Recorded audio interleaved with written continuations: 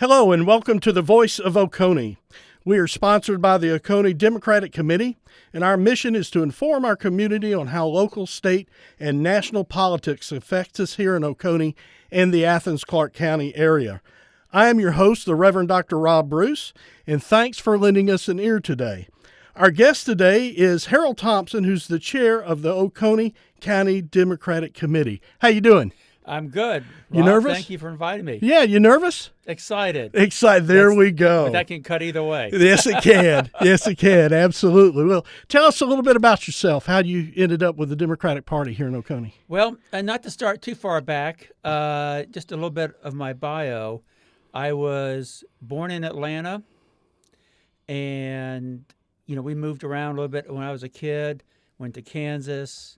My mom was a nurse. My dad worked at Boeing because he was just out of the Korean War. We moved back to Alabama, where my parents were from, and thankfully, my mom moved us to Atlanta, or she convinced my dad we need to move to Atlanta. So we moved back here in the '60s and lived here. Went to college here, worked here, and left in the early '80s. I met someone who would ultimately become my wife, and we moved to what I affectionately refer to as the Great Garden State of New Jersey. So we lived there for 35 years, raised two sons, and we both retired, and so we moved back here spring of 2019. And so we started going to we went to a Democratic meeting spring of 2019, might have been May, to hear a candidate speak, Teresa Tomlinson. She was, I think, the mayor of Columbus at the time and running for U.S. Senate. And there was a big crowd showed up at the Bogart Library. I was pretty impressed with the size of the crowd. Yeah, Bogart. So we started going to monthly meetings after that, but we were just a face in the crowd for a while.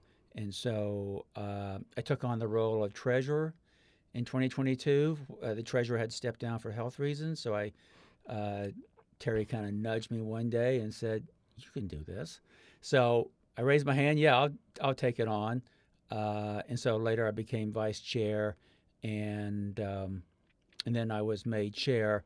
My predecessor, she took a job where political affiliation was problematic, so she had to step down, and so I went up to the chair spot and just got reelected earlier this year to a 2-year term.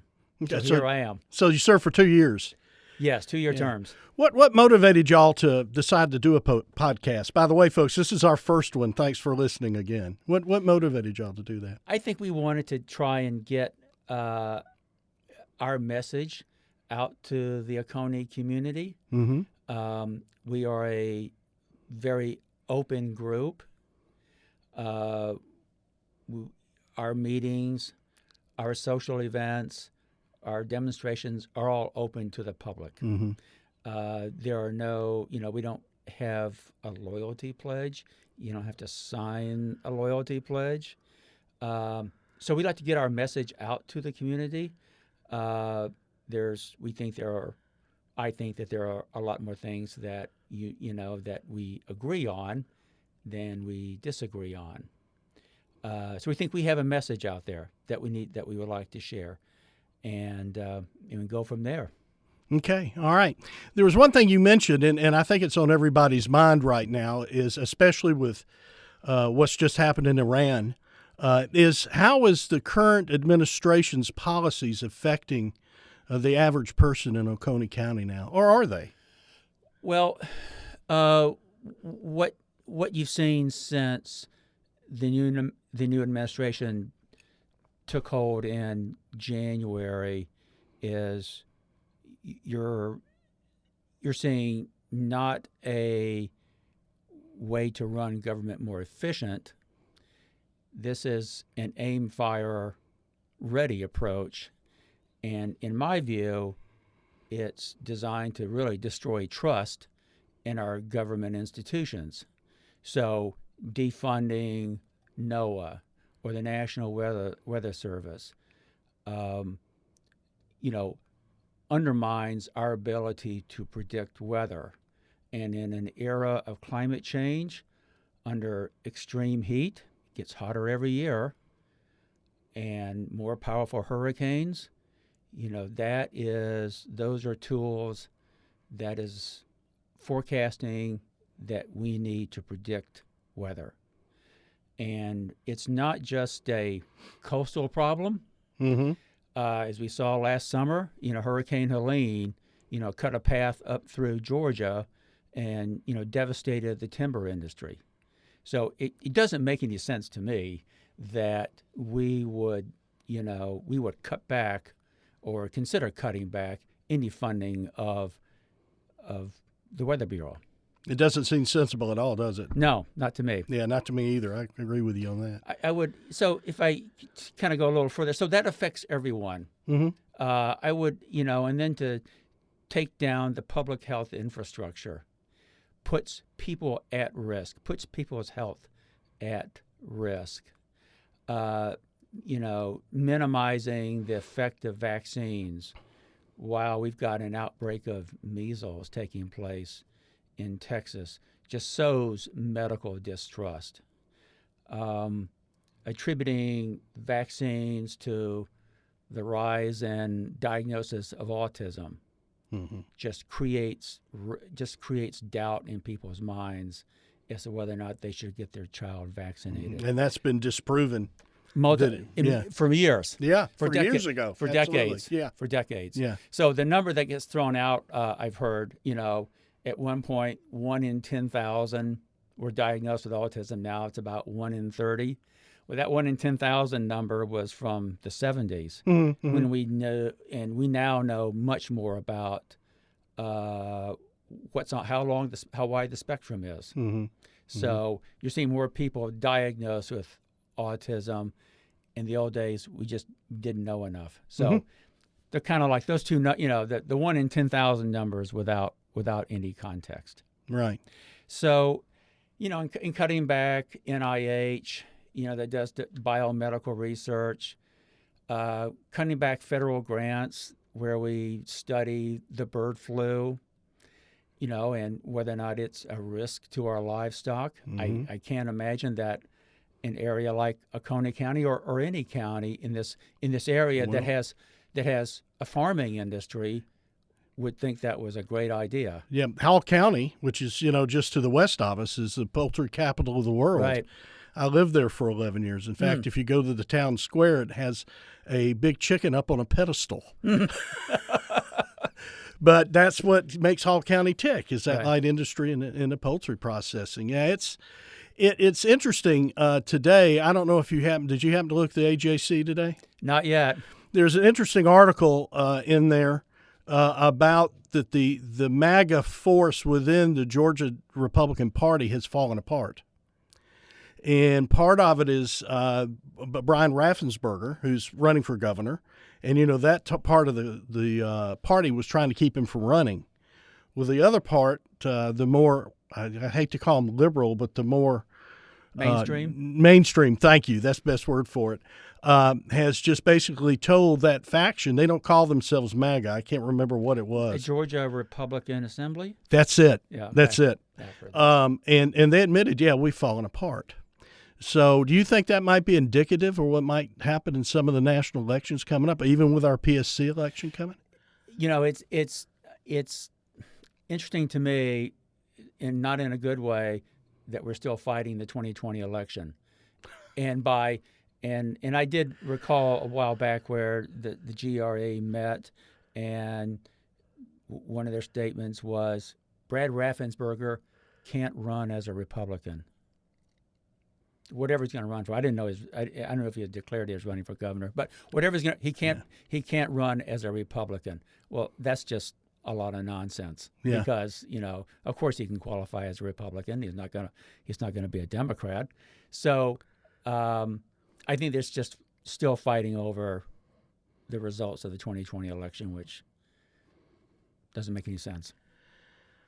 Yeah, I think all of it, and I may be wrong about this, but a lot of it is from President Trump, who just seems to try to stir up his base all the time. Well, they're extremists, right? So that all Right. in the GRA are Republican extremists who want to run the party their way. Mm-hmm. Mm-hmm.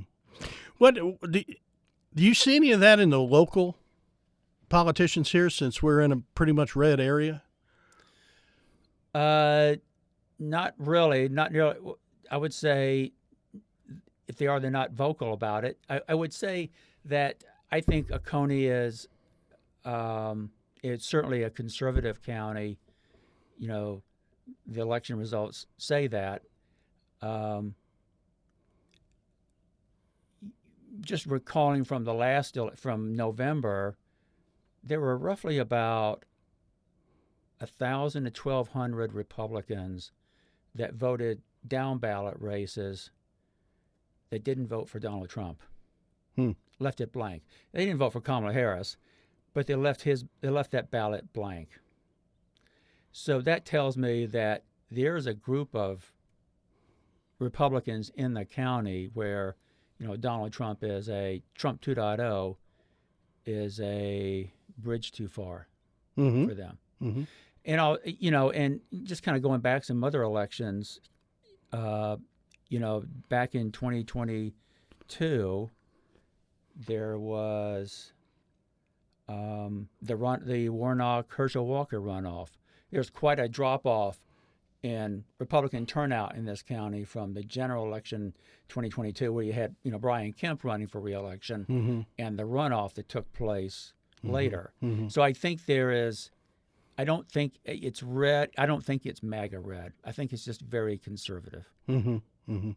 Yeah, it's interesting. We talked a little bit about this before, because being part of a large denomination, an ordained elder, we belong to a demographic service that does its own research, but also takes the U.S. Census as well. And Oconee County has an average income of around $170,000 per year, and 65% of the county has a 4-year degree or better. And I didn't mention this earlier, but 30% of that 65% has a master's degree or higher. Right. And you normally see that being more blue than you would red. And I'm fascinated by why we don't. Yeah, I don't. Yeah, it is interesting. I don't have a ready answer for it. I recall from back in, some of the post-election results from November, when you looked at, what they call the swing states. Right. Put those in quotation marks. That the higher income levels, what you just mentioned, I think it was like 150,000 and up. It's a slight tilt to Democratic. It's like 51-48. Mm-hmm. Now, keep in mind what the swing states were. A lot of them, some of them were Northeast. Georgia was one of them, Wisconsin, and so forth. Education levels was about 53-46. A little bit more swung a little blue. So right. I don't know why it runs contrary to a national average. That could be just a function of just fiscally conservative people, fiscally conservative voters are in Oconee County. Yeah, and the interesting thing is the average age is about 39, 40 for the average person here.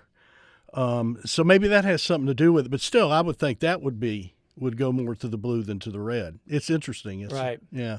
I have no answer for it either. I know I grew up in Dunwoody, and then raised my kids in Cobb County. In Cobb County, East Cobb, the demographics back in the 80s and 90s were very similar to what these are.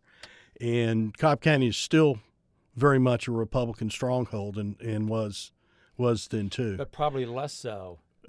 But I would imagine less than it was. Maybe not. I don't know. Okay. Yeah, I don't know. And this is anecdotal, right? Right. So, I know Forsyth County, which used to be very red, is now swinging blue. Yeah. Much less conservative than it used to be. Yeah, and of course it has, Forsyth County is going to, the income levels are coming up, schools are better than they were. I know, from being a Georgia native, what Forsyth County used to be, Right. Back in the day. But it's much different now. So I don't know. It's going to be interesting to see in some of the national elections coming up, what happens. The guy that was running that's going to run, one of the guys, Republicans, is going to run against Ossoff. I thought his ads were terrible, personally. Which ones were these? Oh, the one where they had the so-called trans. Oh, Carter. Yeah, Carter. Yes. Yeah. I find those offensive. I don't know that other people do, unfortunately. He's got low name recognition. Oh, that's for sure. Yeah. This is a way to get noticed. Yeah. And not in a good way. Well, yeah, like I couldn't remember his name, but I remember the ad. So you mentioned about kind of like the upcoming election. Uh-huh. Some of the cuts that are being teed up now in what's referred to as the big beautiful bill. Right. I call it the big awful bill. Yeah. SNAP, Medicaid. Historically these programs have been kind of at the lower income levels. Mm-hmm. People who are quite poor, but over time they've worked their way up the income ladder. Mm-hmm. So I think to watch for is these cuts are going to affect working class, and if these go through, and what was the target, July 4th? Mm-hmm. We'll see.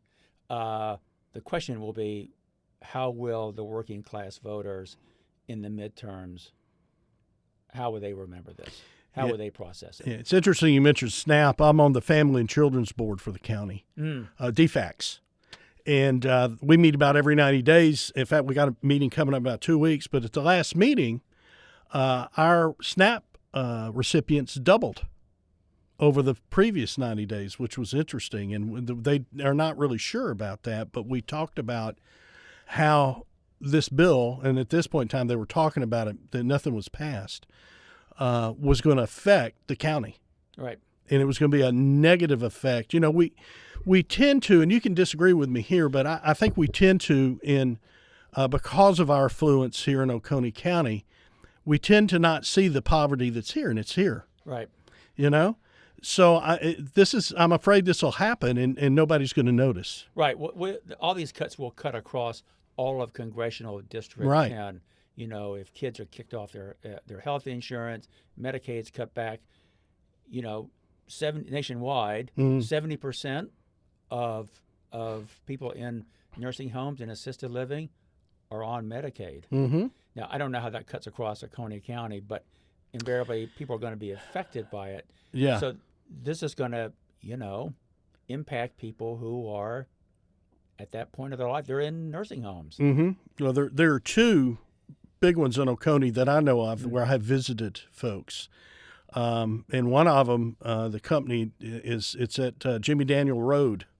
I don't know if you've seen it, Jimmy Daniel and Mars Hill. Be interesting to see what happens, with that. Whoever owns it's just made a tremendous investment in it. Mm-hmm. And it'll be interesting to see. I think it'll be interesting to see overall how it's going to affect our economy, period. Right. So these Medicaid cutbacks that go to nursing homes, that's going to put the burden back on the families. That's right. And that becomes inflationary. Right. So, what's happening now in the big beautiful bill is, it may look like it's a Washington D.C. issue. Mm-hmm.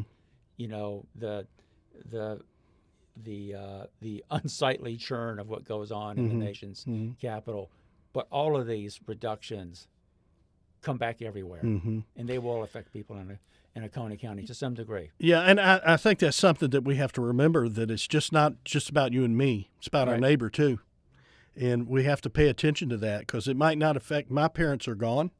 Right. I don't have to worry about being a caretaker of my parents anymore. I did. But we have those in the county that are having to do that, and their parents may be in the county. That's going to put a financial strain on them where they can't spend money, in other places that might actually help the economy grow. So I think sometimes we forget the policy set in Washington, how it affects you and me, and that's one of the reasons for this podcast, Right. is to be able to do that. Have going to change subject a little bit. Do you know if we've witnessed any ICE activity in the county? I know in Clark there has been, but any here? None that I've seen, none that I'm aware of. Obviously, doesn't mean it won't happen here with with the farming community we have. Farms, leisure facilities, they were off the ICE list for 3 days? Yeah, and then if that. and then put back on it. Yeah. So it's no, I haven't, to answer your question, I have not seen it yet. Doesn't mean we won't see it. Yeah. And I just hope we can avoid the problems that we've seen in other areas where workers, regardless of whether or not they have their documentation, are being pulled off the street, Kidnapped, being pulled off the job, and deported, without any due process, which they are afforded. I have some friends who are both PhD performance piano candidates at the University of Georgia, and he's Chinese, but he was born on Long Island. His parents immigrated years ago. He married a South Korean woman that is on a student visa here. They have 3 kids now, and the latest one, her parents in South Korea had not seen, and they just went back to South Korea, and she does not have a green card. So I was really worried about them getting back in. People might be interested in this though. My daughter during spring break, and their family went to St. Thomas for spring break, which they have done together without the family for years. They were going to take a ferry over to the British Virgin Islands, which they have done several times. So they showed up to get on this ferry, and ICE was there, St. Thomas Virgin Islands now. She did not have her ID with her. They separated her from her family and detained her for over 2 hours. And finally, the head Iceman, if we put it that way, finally came in, and he finally said, well, where were you born? My daughter is blonde with blue eyes, by the way. Said, where were you born? She goes, Atlanta, Georgia. And he goes, well, I guess we'll let you go. Go ahead. I'm chuckling, but not in She was pretty upset. She said, I don't know why you're doing this to me. I have done this a dozen times with my husband and never had to have ID. I think a lot of this speaks to, if I could just kind of step back from the day-to-day, I think a lot of this speaks to we need holistic immigration reform. Oh, that's for sure. Because the current model is not working. But unfortunately, reform or immigration reform, is the political football that gets kicked around. Oh, yeah. It's been that way for 40, 50 years. Right. Yeah. So, because I read a story the other day, a dairy farm in upstate New York, a man who just retired from running his dairy farm in upstate New York, says there's no 12-month work visa for dairy farms. I didn't know this. It's only 9 months. Well, guess what? The cows need to be milked all 12 months out of the year. So there's this kind of wink and a nod between the farmers and local police, and bending the rules to get 12 months of workers, because it's that kind of work, it's physically demanding labor. It's $15.50 an hour, 12 hours a day, 12 months out of the year. You're up at 2 a.m. milking cows. Can you tell me? I know the local party is taking steps to get more involved in social justice issues in the county. Can you tell us a little bit about that? I'm trying to think. You have a name for it. I can't remember off. Well, we have so we've always kind of had community works, kinds of community support projects. We've done road cleanup. We've done landscaping work for celebrating Martin Luther King Day at a various facility here. Some members of our group created what's called Community Works. That's what I was thinking about. Yeah. And they're not connected to the party. They call it spun off, I guess, and they are now working with various groups within the community with how can we help, how can we add to our community, and so they've got some projects already lined up. They just had a listening session for the superintendent search, and just ask the community, whether you have a child in the school system or not. What do you think the criteria should be for finding a new superintendent? What are the priorities? What problems do you see that are not being addressed? And so what did we hear? Mold problems in the school. Right. The lack of transparency. Do teachers feel comfortable coming forward with, kind of problems in their classroom or better ways to teach kids? Those are the things that came up in that listening session. So that was pretty valuable. And so all of those comments. And let me. I just want to make sure I understand it. So those listening sessions were organized by these folks? By Community Works. Cool. I didn't realize that. So not by the Democratic Committee. Yeah. So we wanted to make sure we got a broad cut at input. So that was all collected, compiled into a report, and given to the Board of Education at a meeting. Yeah, probably a good idea when we get a new superintendent to have he or she come in and talk a little bit about that, because with what they're doing to the Department of Education, right? I'm sure that's I don't know if you know anything that's affecting the county schools now, but it will. It will. Yeah. I mean, right, there's federal money that I believe comes into the school system. Yeah. That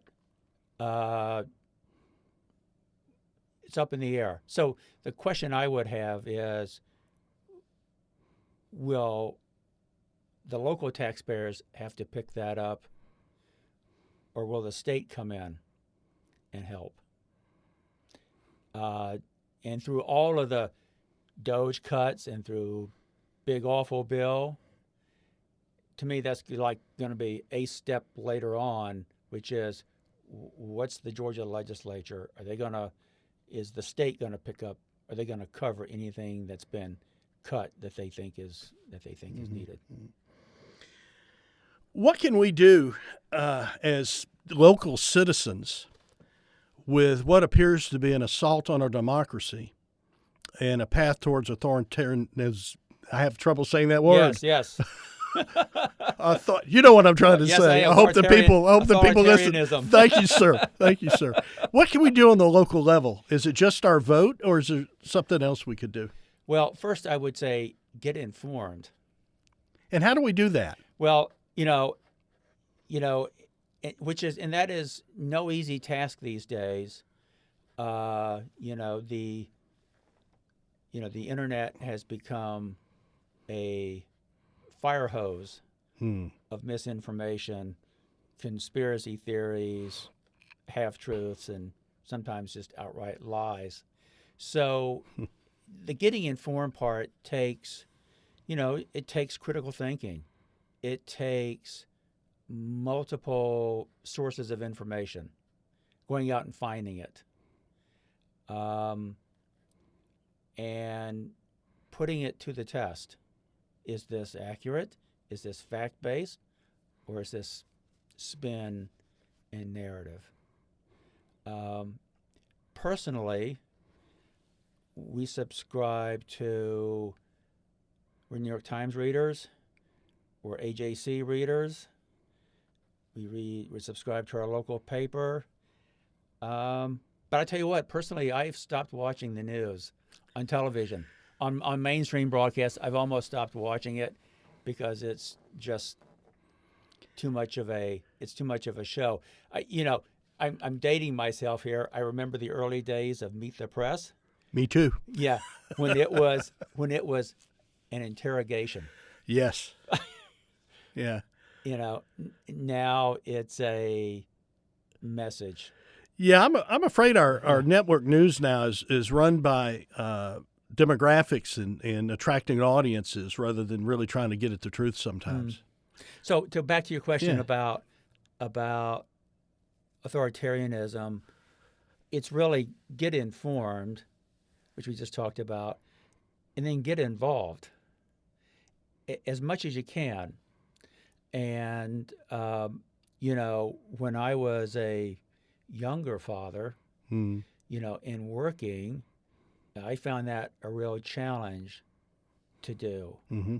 And I've had people approach me in my role as a chair say, "Hey, I'd love to come to your monthly meetings, but I had to work late, or my kids, had baseball game, had a baseball game this afternoon, so I had to go to that." So I understand. So that's a challenge on time, but get involved as much as you can.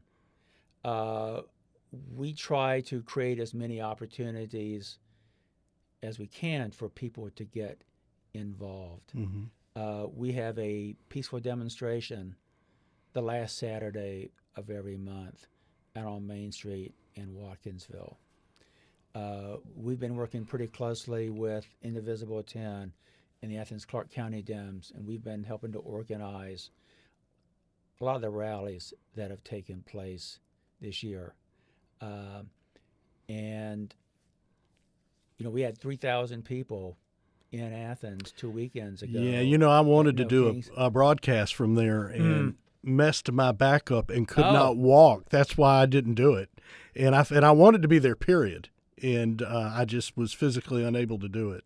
So we had 3,000 people squeezed into College Square and along Broad Street in a downpour Yeah. times. So that's inspiring to see that many people will come out, and these protests are there's more of them, and they're getting louder. Mm-hmm. More people are attending. Mm-hmm.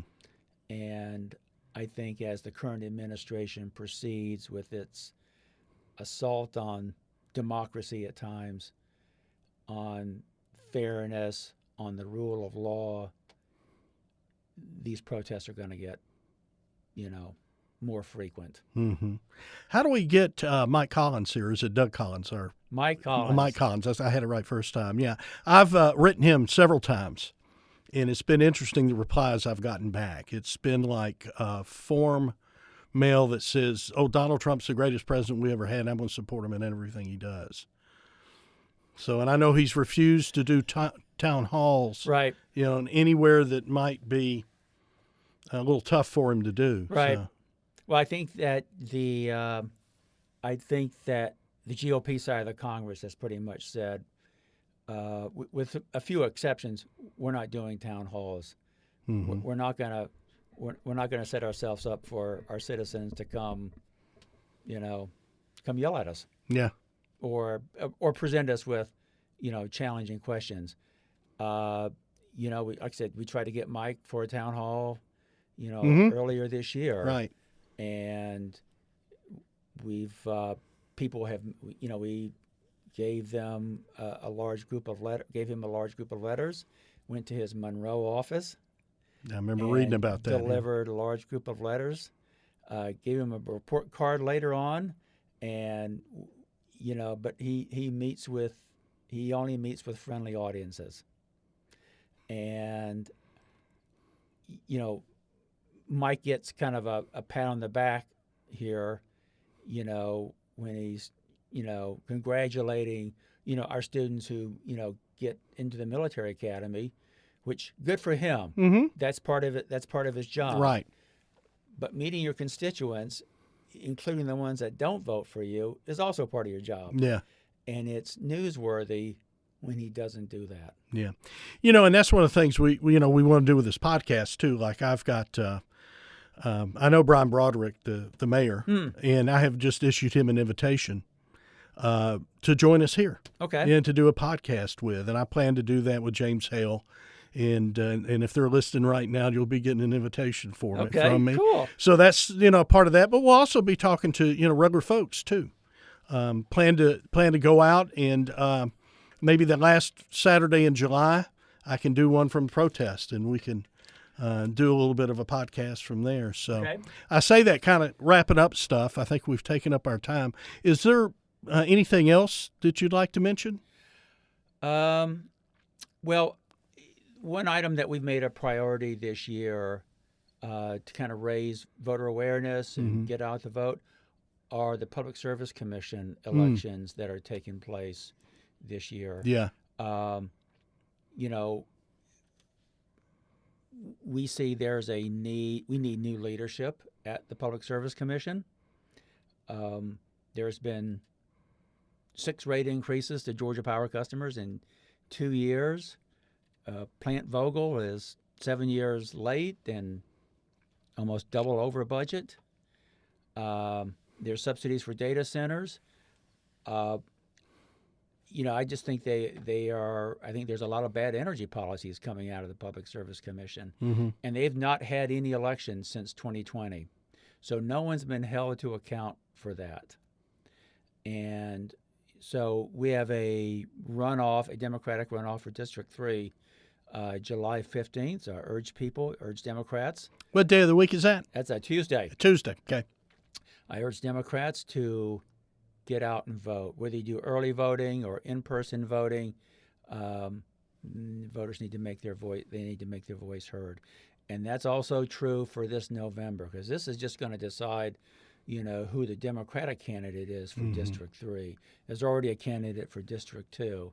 So these are important down-ballot races that decide energy policy that affects the whole state. You know, how to source the energy that not just data centers, but what consumers need.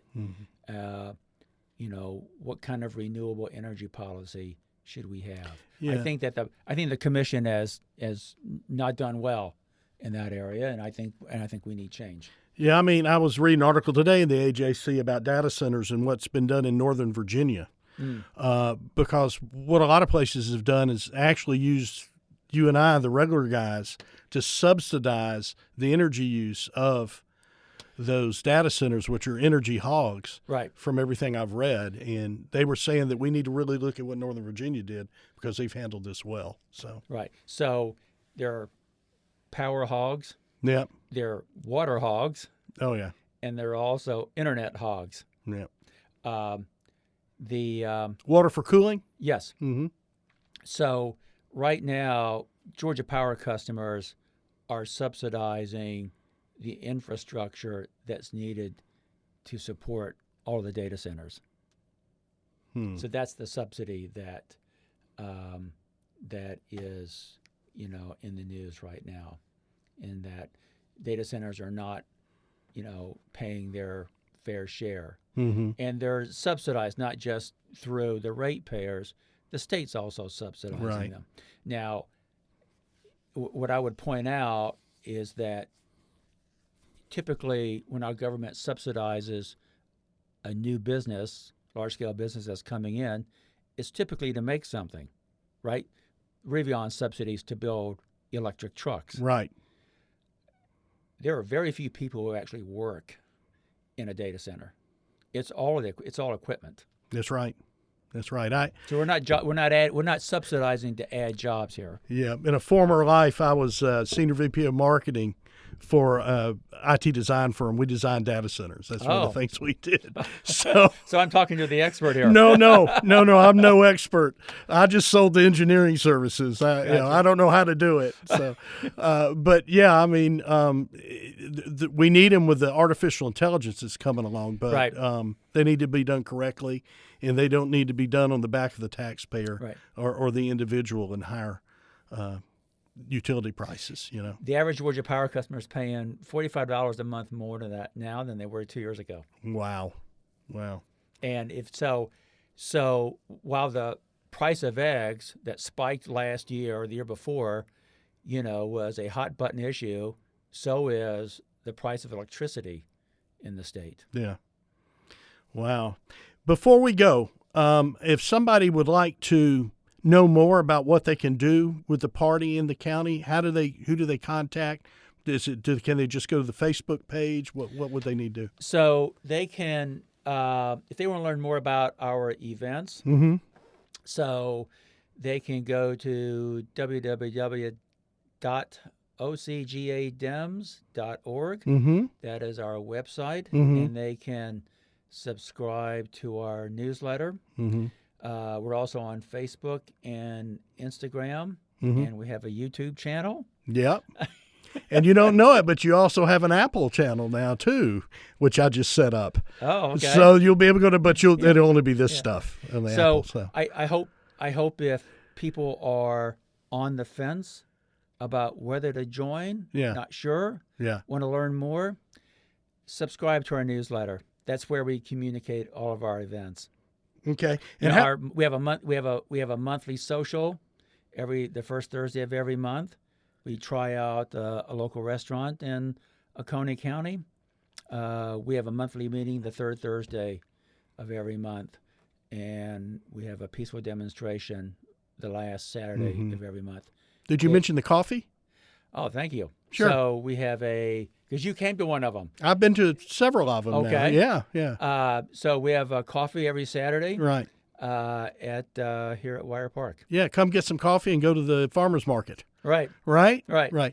Harold, I'm sorry. Go ahead. You were going to say something. So, just as a reminder, we are very open. Yes. And we are, if you're contemplating this, subscribe to our newsletter, come to our meetings, check us out, and I enjoy this. Okay. This has been Harold Thompson, who's the chair of the Democratic Committee for Oconee County. Thank you, sir, for your time.